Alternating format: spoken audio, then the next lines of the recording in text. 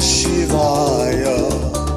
Om Namah Shivaya. Om Namah Shivaya. Om.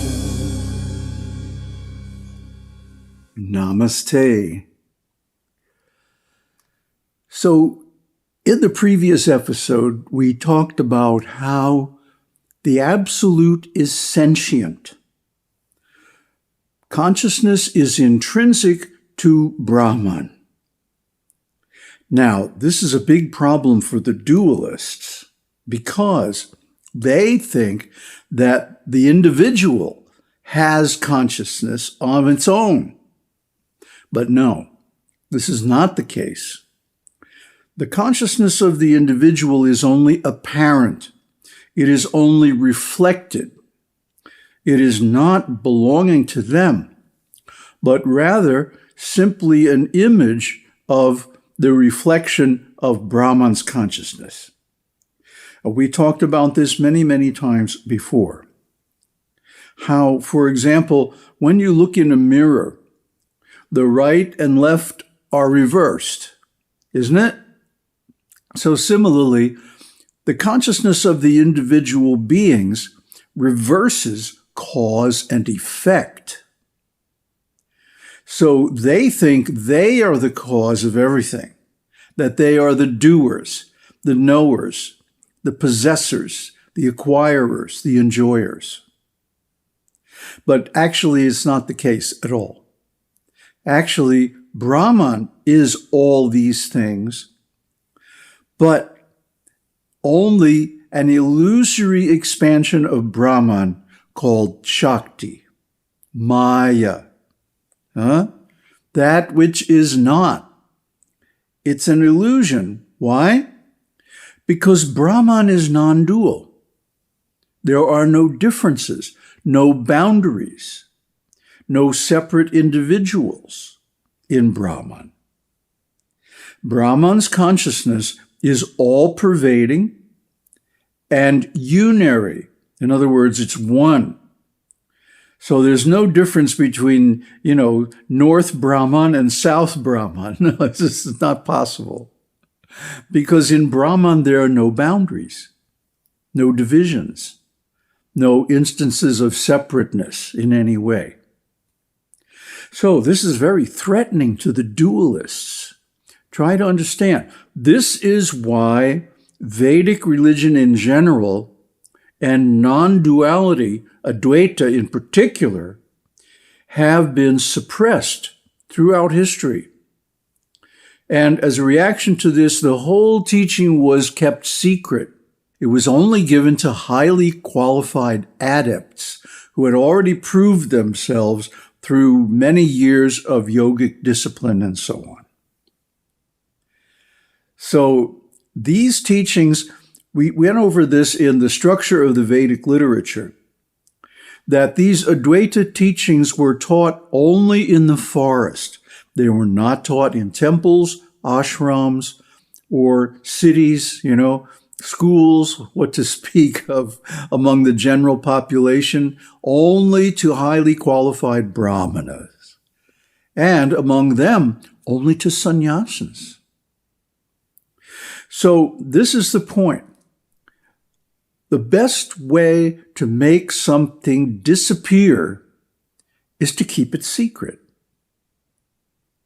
So over time, this teaching of non-duality has sort of evaporated, and in its place is a counterfeit teaching of non-duality, so-called non-duality, presented as duality, as a religious faith, a dualistic religion. This is called neo-advaita. We see the neo-advaitans, they talk a big line about Brahman and non-duality and all of that. But you look at the way they live. They're not austere. They're not detached. They mix with the general population, and indeed, they take up all the vices and defects of the general population. We saw this in Tiruvannamalai. I'll never forget one time I went to visit the Virupaksha cave. This is where Ramana Maharshi spent, 12 years or more, basically in solitude, meditating in a cave, exploring all the consequences of his tremendous realization when he was 16 years old. And the path up to this place is very steep and rocky and difficult, but it's a sacred path. It goes between the two most sacred places in Tiruvannamalai, Ramanashramam and Virupaksha. Yet, when I attempted to go there, the place was full of Western tourists, chattering like monkeys about all kinds of nonsense. It was so disgusting. I just turned around and went home. And I waited until off-season, a hot season when nobody comes to Tiruvannamalai. And then I would go like early in the morning, just before dawn. And that was nice. But the point is, the neo-advaitans teach non-duality like a catechism, like this is what you got to believe, but then they don't practice it. Well, this kind of hypocrisy is very common in organized religion in general, and in the dualistic religions in particular, where they say, thou shalt not kill, and yet they eat meat. Thou shalt not steal, and yet they have these big corporations ripping people off for all kinds of intellectual property, their privacy and money and so on, without any recourse. And this is going on in the so-called Christian countries, but it's really totally against everything Jesus Christ taught. So the same thing is seen in the Advaita teaching, where this false neo-Advaita has come up now as a counterfeit to the actual teaching. Why? Because authentic Advaita scares people to death. And we see this in the arguments of the Sankhyas. Samkhya. From your point of view, there can be no soul distinct from God, which can transmigrate and whose knowledge can have limitations. For the Vedic text says, there is no other witness but him, no other knower but him. Brihadaranyaka 3:7-23. So what do you mean by asserting that for a soul under bondage, the rise of knowledge depends on body, etc., but not so in the case of God? Vedantin. As to that, our answer is, really speaking, there is no soul under bondage and different from God. Still, just like the association of space with such conditioning factors as pots, jars, caves of mountains, etc., it is assumed that God has association with such limiting adjuncts as body, etc., and people are seen to use words and ideas based on that association, as, for instance, the space in a pot, the space in a jar, and so on, though these are non-different from space. And it is seen that by that association are created in space such false notions of difference as the space within a pot. Similarly, in the case under consideration, the idea of difference between God and a transmigrating soul is false, it having been created by non-discrimination, that is, ignorance, which causes the ascription of the limiting adjuncts, body, and the rest. And though the self as a distinct entity continues as before, it is seen to remain falsely identified with the body and the rest, the identification having arisen from a series of errors preceding each other. Granted such a state of bondage, it stands to reason that the transmigrating soul should depend on body, etc., for its acts of seeing. And the argument was advanced that pradhan can be the material cause like clay, etc., since it is a composite thing, But not so the non-composite Brahman. That was demolished by the fact that Pradhan is outside the Vedic pale. How even logic establishes the causality of Brahman, and not that of Pradhan, etc., will be elaborated under the aphorisms starting with, "It is not so, for its characteristics are different." Brahma-sutra 214. And the footnote here, Brahman is not the material cause of the universe, since the characteristics of the universe are different from those of Brahman. So that's right, Mr. Materialist. You, as an individual, don't really exist. It's Māyā, that which is not. And how does this Māyā arise? Brahman wishes it. In fact, this wishing is itself the first instance of Māyā. Because what does Brahman have to wish for?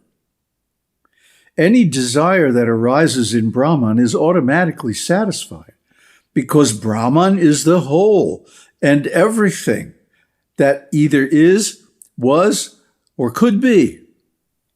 So Brahman has no need of anything. Brahman has no desires. Brahman has all knowledge, which means knowledge of itself, because Brahman is all that is. See, this is the non-dual point of view. And this is highly threatening to the dualists, because they want to think, I am real. But no. And the proof is that your concept of identity changes from the time that we are an infant, where all we want is milk and sleep, all the way through the youngster, the adult, the middle-aged person, the old person, and finally the dwindling at the time of death. The objects of desire, the contents of the mind, the actions of the senses, etc., are constantly changing. Who I think I am as an individual is under constant transformation. Now again, the neo-advaitans make a big deal out of this. Transformation, as if it's something great. But no, this is the influence of time and illusion, ignorance, basically, on the so-called individual, as it were. Huh? There really is no individual. And this is known by those who realize Brahman, actually. Therefore, they withdraw from the engagements of the senses and the mind.